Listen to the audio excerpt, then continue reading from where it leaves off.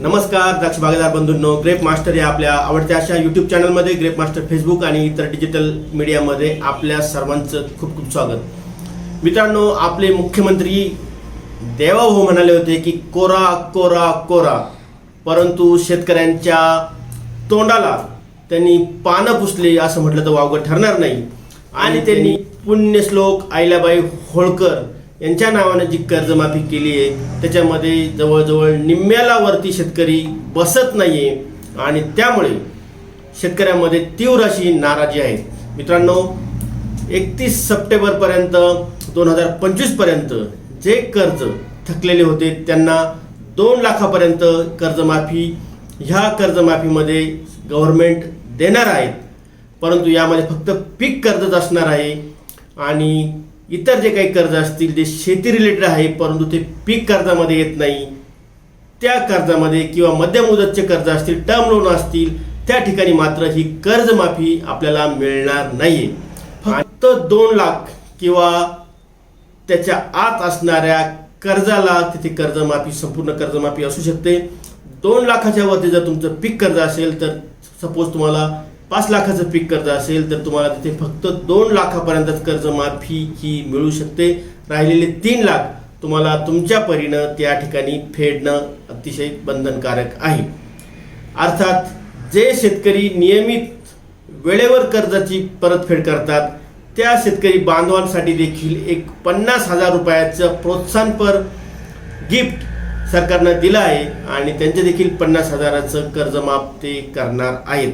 परंतु तुम्हाला 50,000 कर्जमाफ होणार आहात की 2 लाखापर्यंत कर्जमाफी मिळणार आहेत हे मात्र तुम्हाला तुमच्या बँकेच्या तुमच्या शाखेमध्ये जाऊन तिथील कागदपत्र, तुमचं बँक अकाउंट हे सर्व चेक करून आणि तुमचं नाव ह्या कर्जमाफीच्या यादीमध्ये आहे की नाही हे तुम्ही स्वतः चेक करा। इतर अफवांवरती अजिबात विश्वास ठेवू नका। आता फुलाची पाकळी आपल्याला मिळत आहे, त्याचं आपण नक्कीच स्वागत करूया, परंतु अशा पद्धतीनं कायम कर्जमाफी करून खऱ्या अर्थानं नियमित कर्ज फेड करणाऱ्या शेतकऱ्यावरती मोठा अन्याय होत असतो। नक्कीच अनेक काही शेतकरी कर्जामध्ये अडचणीत आलेले आहेत, कर्जामुळं अनेक काही शेतकरी आहेत ते कर्जामुळं अडचणीत आलेले आहेत। आज पिकाला किंवा शेतकऱ्याला निसर्गाच्या हातात अधीन राहून काम करावं लागतंय। कधी आर्थिक संकट ओढवतं, कधी निसर्ग कोपतो, तर कधी गव्हर्नमेंटच्या पॉलिसी, निर्यात बंदी अशा अडचणीमुळे कांदा उत्पादक अडचणी येतात आणि बेभाव कांदा आपल्याला रस्त्यावर फेकावा लागतोय। परंतु कायम कर्जमाफी करणं हे गव्हर्नमेंटला पण परवडत नाहीये, परंतु म्हातारी बेल्याचं दुःख नाही परंतु काळ सोकावतोय अशी जी म्हण आहे त्या पद्धतीनं खऱ्या अर्थानं आपल्याला शेतीचं नियोजन करून घेणं अतिशय महत्त्वाचं आहे।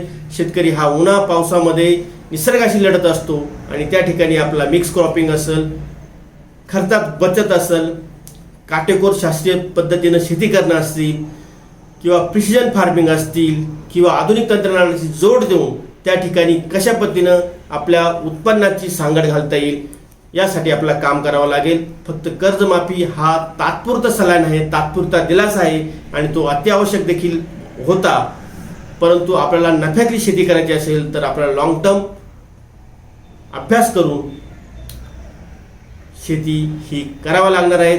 एकाच कुटुंबातील 2-3 मुलं असतील, ते 2-5 एकरच्या शेतीवर अवलंबून असतील तर एकच मुलगा आपल्याला शेतीला ठेवून बाकीची मुलं इतर व्यवसायामध्ये, पूरक व्यवसायामध्ये किंवा नोकरी धंदा पाण्याला बाहेरून काय पैसा आपण आपल्या कुटुंबासाठी आणू शकतो तर आणि तरच आपल्याला शेतीवरची अर्ध बेकारी, छुपी बेकारी आणि डिपेंडन्सी ही कमी करता येईल आणि शेतकरीचं जीवन खऱ्या अर्थानं आपल्याला त्या ठिकाणी बॅलन्स करता येईल असं मला वाटतंय। तरी आता जी काही आधी अधुरी कर्जमाफी आली तिचा आपण सर्वजण फायदा घेऊया। ज्यांना कर्जमाफी आली त्यांचं स्वागत, ज्यांचं कर्जमाफी नाही आली त्यांचं देखील स्वागत, कारण त्यांच्यामध्ये हिंमत आहे। आणि जे दरवेळेस कर्जाची परतफेड वेळेवर करतात त्या शेतकरी बंधूंचं देखील खूप अभिनंदन। त्यांना खरं अर्थाने कर्जमाफीची गरज नाही, कारण ते स्वतःच्या हिमतीवर किल्ले लढवतात। तुमचं पण खूप स्वागत। तर मित्रांनो, ह्या कर्जमाफीबद्दल तुम्ही समाधानी आहात का? तुम्ही समाधानी असाल तर आम्हाला यस लिहा, समाधानी नसाल तर नो लिहा आणि आपलं मत प्रदर्शित करायला अजिबात काही करू नका। मला कमेंट्समध्ये नक्की लिहा। धन्यवाद।